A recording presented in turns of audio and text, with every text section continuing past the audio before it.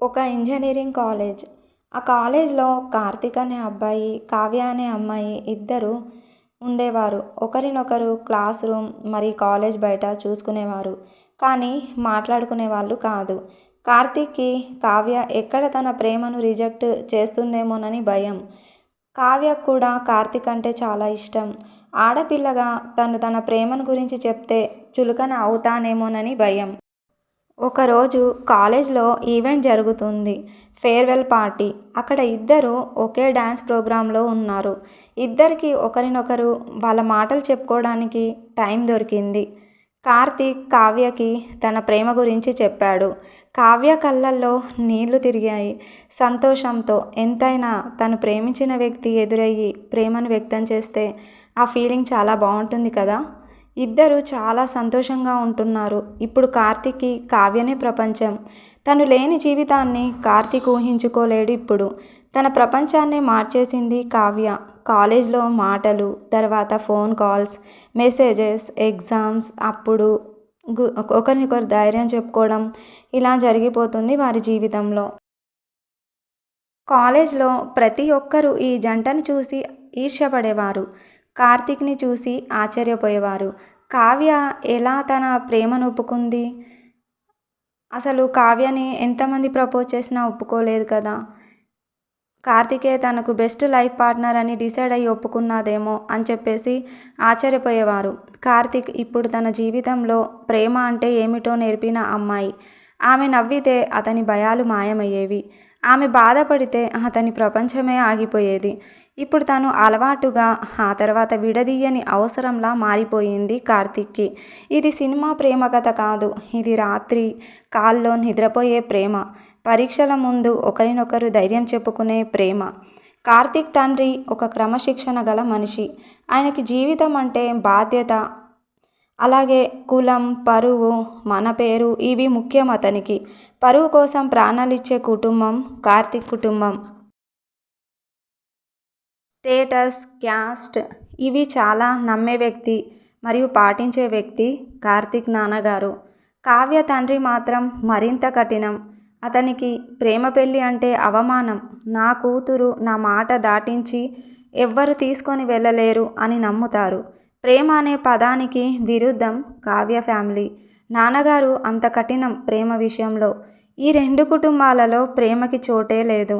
కానీ వాళ్ళు ప్రేమించుకున్నారు. అది కూడా సిన్సియర్గా, నిజాయితీ వీళ్ళ ప్రేమలో కనబడేది. ప్రేమకు అర్థం ఈ జంటను చూసి నేర్చుకునేవాళ్ళు. చదువులో, ఈవెంట్స్లలో, ఏదైనా రంగంలో అయినా సరే. కాలేజ్కి మంచి పేరు తేవడంలో కార్తీక్ మరియు కావ్య ఇద్దరు ముందుండేవారు.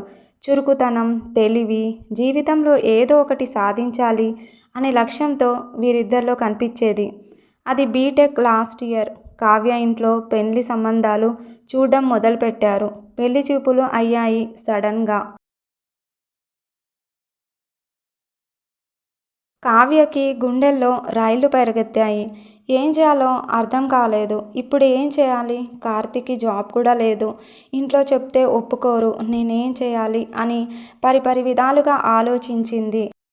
చివరికి ధైర్యం చేసుకొని ఒక నిర్ణయం తీసుకుంది. తన తల్లిదండ్రులకి ప్రేమ విషయం చెప్పాలి అని. చెప్పే ముందు ఒకసారి ఈ విషయం కార్తీక్‌కి చెప్పాలి అని అనుకున్నది. ఆ రోజు రాత్రి అంతా నిద్రపోలేదు. ఎప్పుడు తెల్లవారుతుంది అని ఎదురు చూస్తూ. చివరికి తెల్లవారింది. కాలేజ్‌కి వెళ్ళి కార్తీక్‌కి తన పెళ్లి సంబంధాల గురించి చెప్పింది. ఆ విషయం వినగానే కార్తీక్‌కి కాళ్ళ కింద భూమి జారినట్టు అనిపించింది. ఏం చేయాలో అర్థం కాలేదు. ఒకసారి మాట్లాడుకొని ఇద్దరు కూడా వారి వారి ఇళ్లల్లో వాళ్ళ ప్రేమ గురించి చెప్దామని అనుకున్నారు. కాలేజ్ అయిపోయింది. ఇంటికి వెళ్ళారు. కార్తీక్ తన తండ్రికి కావ్య ప్రేమ గురించి చెప్పాడు.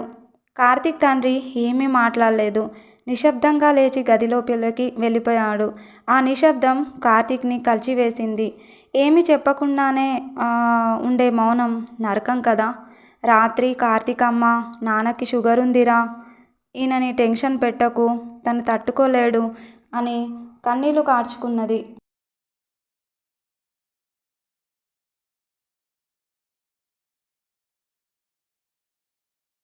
ఈ ఒక్క వాక్యం కార్తీక్‌ని లోపలి నుంచి చంపేసింది.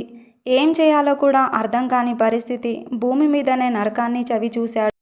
ఇంకోవైపు కావ్య ఇంట్లో. కావ్య తన ప్రేమ విషయాన్ని తండ్రికి చెప్పగానే తండ్రి కొట్టలేదు, కేకలు వేయలేదు. కేవలం ఇలా అన్నాడు, నువ్వు గనుక ఈ అబ్బాయిని పెళ్లి చేసుకుంటా అంటే నీ అమ్మని చంపినట్టే అని. ఆమె అమ్మ అప్పటికి గుండె జబ్బుతో ఉంది. ఆ మాట వినగానే కావ్య బోరున ఏడ్చింది. తన ప్రేమ కోసం తల్లిని చంపుకోలేను అని నిర్ణయించుకుంది. ఇటు ప్రేమను వదులుకోలేక, అటు తల్లిని పోగొట్టుకోలేక నరకాన్ని చవిచూసింది. ఆ రోజు రాత్రి చాలా చేదుని మిగిల్చింది కావ్యకి. కార్తీక్ లేని జీవితాన్ని ఎలా ఊహించుకోవాలో అర్థం కాలేదు కావ్యకి. అటు కార్తీక్ పరిస్థితి అలాగే ఉంది. తర్వాత ఏం జరిగిందో తెలియాలి అంటే పార్ట్ 2 చూడండి ఫ్రెండ్స్. అలాగే ఎవరైనా కొత్తగా నా ఛానల్ని చూస్తూ ఉంటే మాత్రం సబ్స్క్రైబ్ చేయండి. Like and subscribe, share my channel.